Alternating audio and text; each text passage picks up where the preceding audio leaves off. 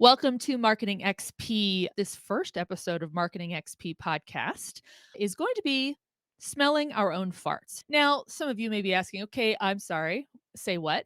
What are you talking about with smelling our own farts? So, for those of you who watch South Park, you may recognize this reference.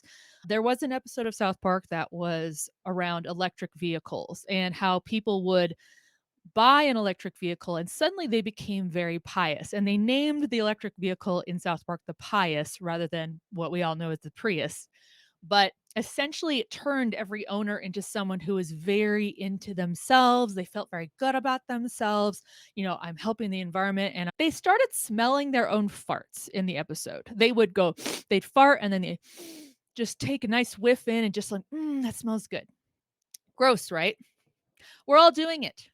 Marketers, I'm talking to you, I'm talking to myself. We smell our own farts. And if you're grossed out by that notion, listen on. We will come up with messaging and marketing materials, content, collateral, and we are so stoked on it. We're like, "Oh my gosh, I've made something truly amazing. It's creative, it's compelling. Certainly people are going to love it. I just assume that everybody's like me and is going to rave about it and just love that I put this into the world." You are smelling your own fart at that point.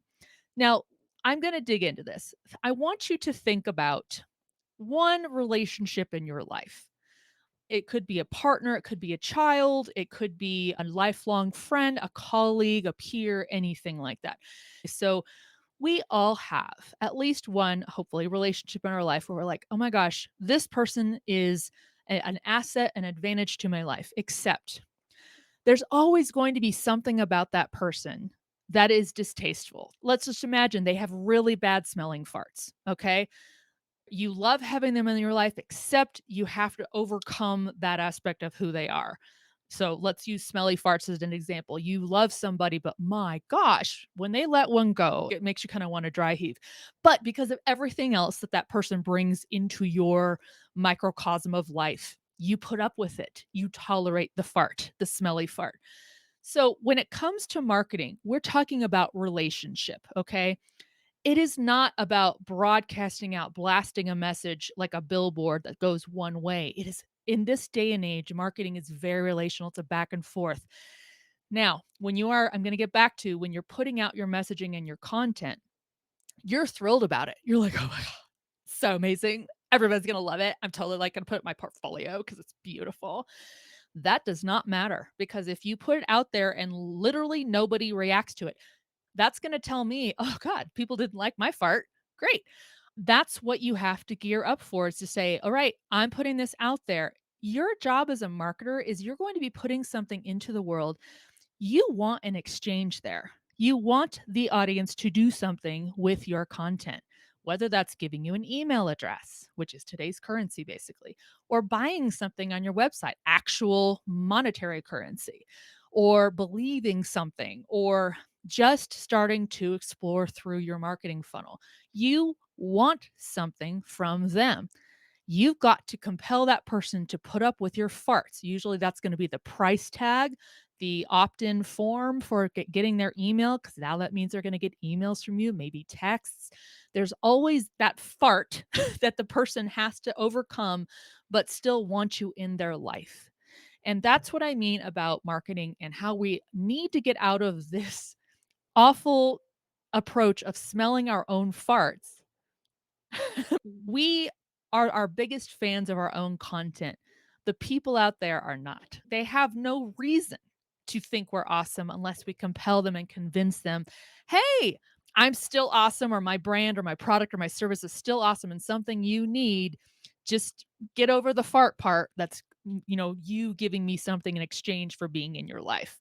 So now I'm going to offer you 3 different ways to get out of the smelling of our own farts. First up, you centric writing. Now, what I mean with that is stop leading your writing and your content with we. If I see another social media post from a brand that starts with like, we did this, we just released this, we thought, we. Stop that. Stop it right now. By starting off your content with we, you're smelling your own fart. You kicked off with that. You're already in the frame of mind like, well, obviously we're amazing and I need to just keep smelling my own farts. You're totally going to be on board with that. If you would start rather with a you or your or yours in your writing, you can help yourself get out of that mindset and think, okay, I am now not me, I am my audience. Why does this matter to them? Why does what I'm messaging and what I'm producing and publishing, why should they care about this? It's a great way to get out of that me smelling my own farts mindset in marketing and into your audience's brain. And why is this important to them? And that's what we need to think about. You're going to see this as a recurring theme in a lot of these episodes. But put it this way, do you walk up to people at your local coffee shop or tea shop and, you see a stranger and you walk up and say, "Oh my gosh, I'm so awesome. I came up with this new product or service and you'll love it." Of course you don't. Nobody does that. You would never do that. You're gonna ease into the conversation and start, trying to learn about, okay, is this person even like in the market for what I would be doing?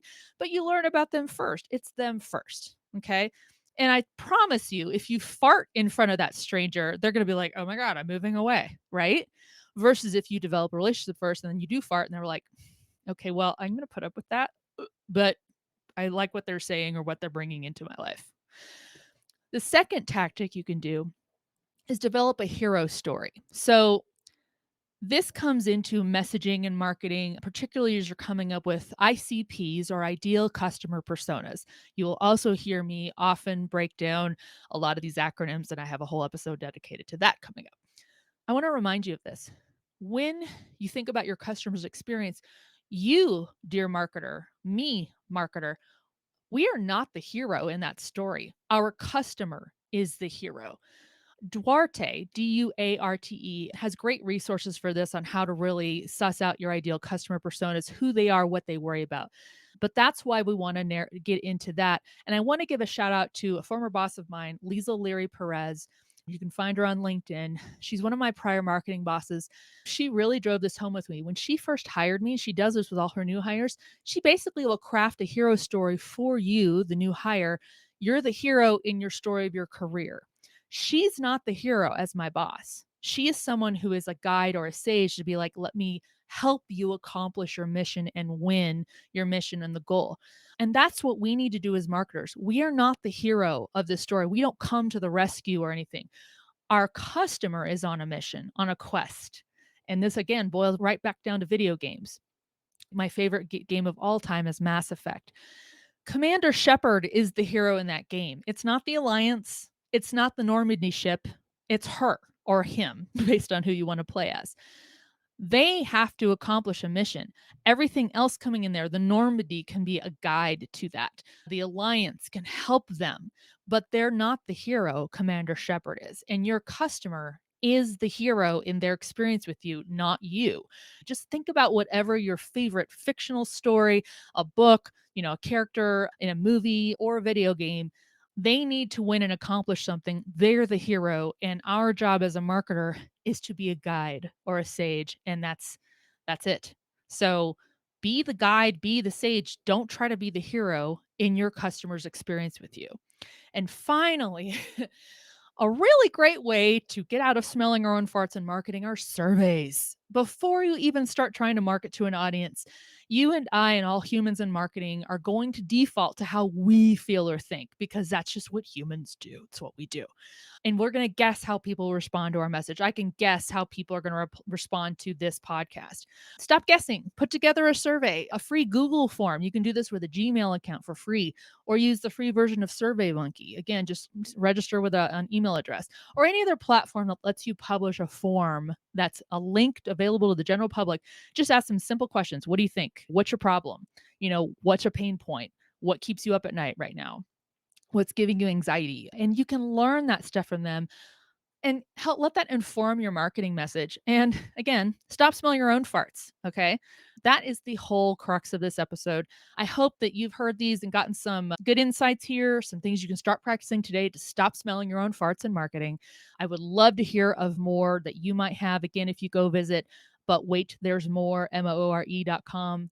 marketingxp. You can leave comments on that page and tell me what are your ways to stop smelling your own farts in your marketing and get out of the brain of how amazing you are and into your customer's brain. Now, what I also like to do on these is a tool tip. So I like to share tools. We all have tools in our tool belt as marketers. One of my favorite tools, ClickUp. There are a ton of different task and project management tools out there. I love ClickUp. I use ClickUp. I use the free version. I'm using it right now. I'm reading off of a task where I kind of drafted out. I've got a list of my podcast topics in there. I draft out the bullets I want to tackle in that podcast episode, and it's all right there. So and then I can arrange them. I can put due dates, I can add fields and export, and it's just super cool. So ClickUp is my favorite, clickup.com. I probably have an affiliate like link somewhere I might drop in the show notes, but that's my tool tip. That's it for this first episode of Marketing XP podcast. And again, our topic was smelling our own farts. I'm going to bring you more episodes that have pretty witty, quippy titles in them, but always will bring you something super basic, but super relevant for your marketing. And of course, everything through the lens of fun. So thank you all for listening. Follow and subscribe wherever you like to listen to your podcasts. And do feel free to find and follow me online. Rachel has the mic everywhere. Thanks for listening.